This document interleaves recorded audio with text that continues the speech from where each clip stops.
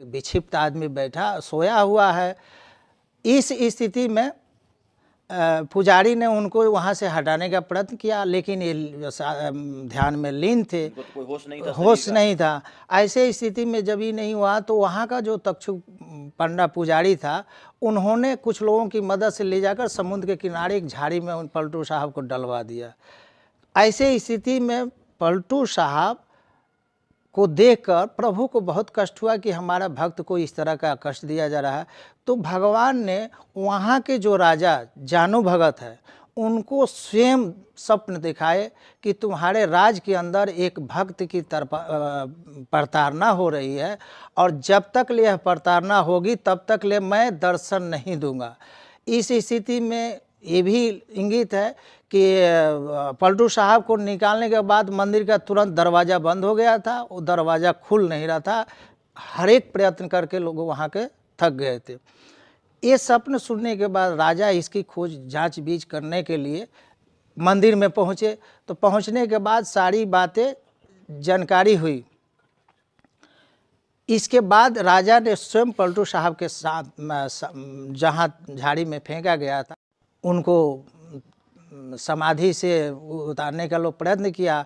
इसके बाद स्वयं राजा जाकर उनका तलवा सहलाने के बाद पलटू साहब की ध्यान भंग हुई। भंग होने के बाद स्वप्न की सारी बातें राजा ने बताया। इसके बाद पलटू साहब स्वयं वहाँ से कहे चलिए राजन। वहाँ से आए और मंदिर के दरवाजे पर अपनी लकुटी, इसका प्रयोग वो अपने बानियों में किया है, तो लकुटी से उस मंदिर को ठेला और दरवाज़ा खुल गई। खुल जाने के बाद में वहाँ की पूजा आरती सब शुरू हो गई, और इसके बाद में राजा साहब और वहाँ के पुजारी दोनों पलटू साहब के सिद्ध बन गए।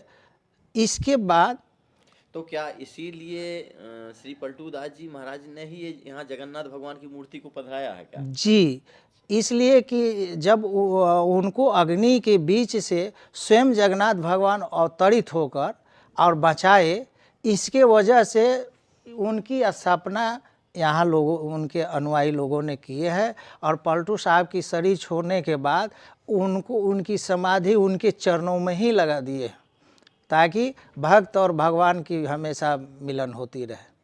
तो पलटू दास जी महाराज को 300 वर्ष के आसपास हो रहा है। ये मंदिर का निर्माण क्या उन्हीं के समय हुआ है या बाद में हुआ? नहीं, मंदिर का निर्माण जो है उनके बाद के उनके उत्तराधिकारियों के द्वारा हुआ है। पहले एक छोटा सा मंदिर था जिस, हाँ, और बाकी जो ये विस्तृत रूप अभी वर्तमान देख रहे हैं उनके आने वाले अनुयायियों के द्वारा हुआ है। और महाराज जी के जीवन में और भी क्या उनके कुछ उपदेश सुनाने की कष्ट करें, क्योंकि हमको जो है आज 40 साल से एक दोहा उनका याद है, पलटू नर्तन जात है सुंदर सुभग शरीर, सेवा कीजिए साधु की भज लीजिए रघुवीर। इतने इतने महापुरुष की दिव्य वाणियाँ हैं, कुछ आप हमको भी सुनाने की कष्ट करें, जिससे कि एक महापुरुष की शिक्षा हम लोगों को मिलेगी तो हम लोग भी भगवान के मार्ग में आगे बढ़ सकेंगे। पलटू साहब की वाणियाँ तो अनेकों है। पलटू साहब की वाणियों के ऊपर ही रजनीश, जिसको ओशो के भी नाम से जाना जाता है, अनेकों किताबें लिखे हैं, जिसमें कुछ महत्वपूर्ण किताबें अबहू चेत गंवार, ये ओशो साहब का लिखा हुआ है पलटू साहब की वाणियों के ऊपर, जो वर्तमान समय में हर जगह अवेलेबल है। दूसरा, काहे होत अधीर, इसकी 2-4 लाइनें अगर आप और भी पूरी बोल सकें। अब इसमें यही दिया गया है जे अबहू चेत गंवार, यानी मनुष्य को इस वाणी के द्वारा पलटू साहब ने समझाया है कि जब से मानव चेते तब से ही इस मार्ग पर आ जाए। इसी के आधार पर मैंने वो दिए हैं।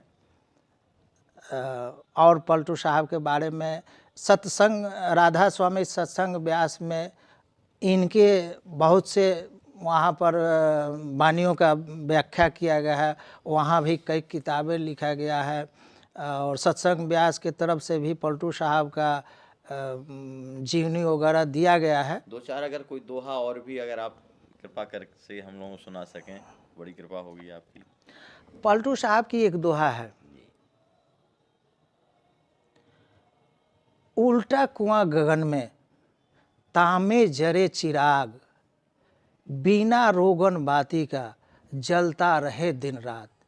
पलटू साहब ने संसार के लोगों को अपनी इस वाणियों से स्पष्ट किए हैं कि मनुष्य के जो शरीर है, इस शरीर के जो यह ब्रह्मांड रूपी क्षेत्र है, वैष्णव जन तो आप यह जो दृश्य देख रहे हैं, ऐसे आज भी हजारों तड़पते ईश्वर अल्लाह से मना रहे हैं कि अब मैं जीना नहीं चाहता, सहा नहीं जाता, मुझे ले चलो। आइए, अगर आपके दिल में ऐसों के प्रति दर्द है तो ट्रस्ट के साथ मिलकर अपने अवकाश प्राप्त समय का दान देकर अपनी बौद्धिक योग्यता का, अपने धन का सच्चा सदुपयोग करके इनका दर्द मिटाएं और उस परम पिता परमेश्वर अल्लाह गॉड का प्यार प्राप्त करें। जिंदगी व संपत्ति तो एक दिन हमें छोड़ना ही है, तो क्यों ना हम अपने हाथ से ही उसका इन दुखियों की सेवा में सदुपयोग कर महान पुण्य के